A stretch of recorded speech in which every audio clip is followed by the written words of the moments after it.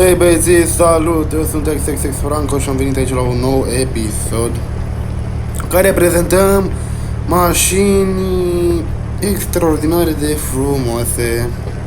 Aici avem un Lamborghini Urus, cel mai rapid și cel mai bun SUV.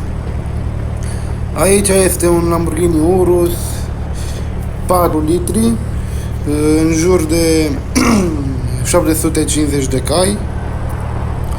Avem cuplu de 800 de Nm, jenții originale de la Lamborghini, dar na. Discuri perforate, normal, a la Lamborghini, etrieri roșii, cum e și mașina, normal. Aveți Instagramul meu aici, la numărul de matriculare aici, un test drive, să vedem cum se comportă mașina asta. Că nu se poate. Ia uitați, băieți. Ce interior, bă! Interior boboc. Are volan de Audi și în mijloc, dacă e mic, dacă ai pune un simbol Audi, ar fi chiar fain. Ar semna cu oricum, na. Aici Lamborghini este fan group Audi. Asta e, n-avem ce face. Trimurile sunt de carbon, mă, trimurile. Ești nebun? La și ce mașină. Tabletă faină, avem aici bordul digital de câte butoane, frate, du-te naiba. Aici avem și scaunele de piele cu săptura, bă, frate, uite cum se vede cu naiba să te ia. Vai. Revenim imediat și cu să vedem cum merge mașinuța.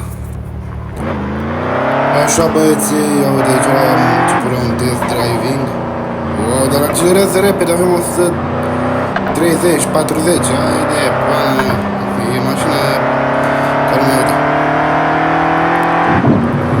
Nu știu, simt că mă zbor după scaun și asta e puțină teamă.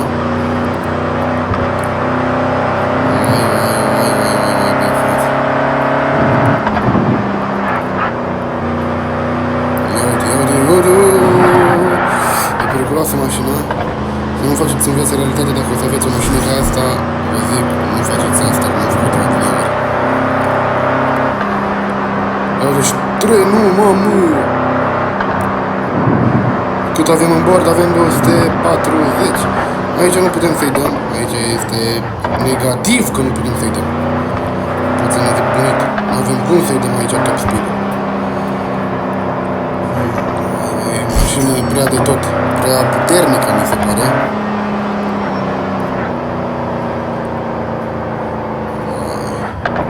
Mi se pare prea puternică. Hai să ne întoarcem, băieții. O să vedem și cu cadrul de afară, imediat. Băieții, am venit și cu cadrul de afară, am pus un GoPro, știți cum am pus cu telescopul de la secțiune. E bestie mașină, nu știu cum se pare că o să dea, dar mi-e frică mie să o țin pe stradă, iată. Ia de bestia. Bestia cu 4.000 de litri. Te-i dai tu jos cu toți.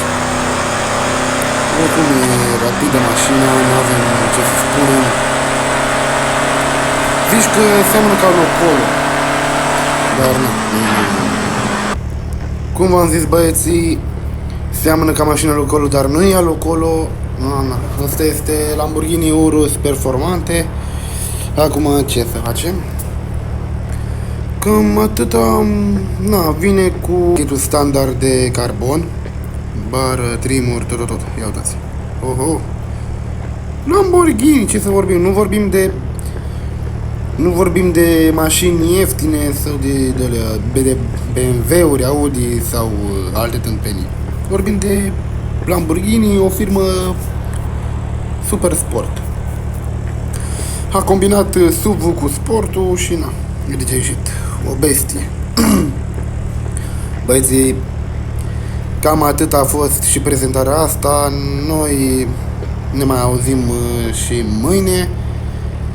Și aici a fost XXX Franco și eu v-am salutat. Ciao.